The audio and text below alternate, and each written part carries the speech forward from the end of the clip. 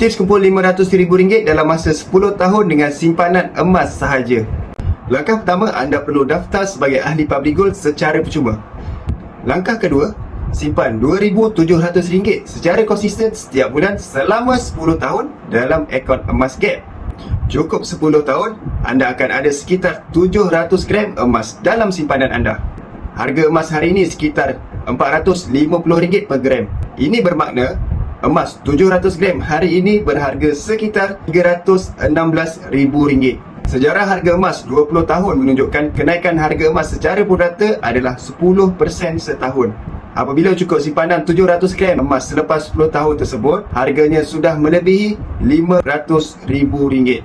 Anda ada pilihan untuk keluarkan dalam pelbagai saiz gold bar ataupun dinar, bergantung kepada matlamat simpanan anda. Apa yang anda boleh buat dengan simpanan sebanyak ini? Anda boleh membeli rumah tanpa hutang. Anda boleh jadi ia sebagai simpanan pendidikan anak-anak anda.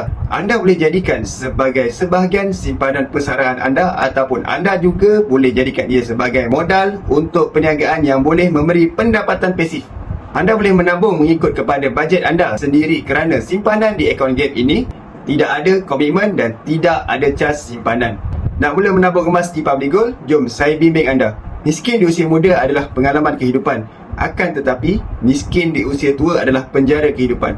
Saya akan bimbing anda sebaik mungkin. Boleh tekan butang mesej untuk saya bantu mulakan tabungan emas secara percuma. Semoga perkongsian saya bermanfaat. Langkah pertama anda hari ini akan memberi impak yang besar pada masa depan. Jangan lupa follow.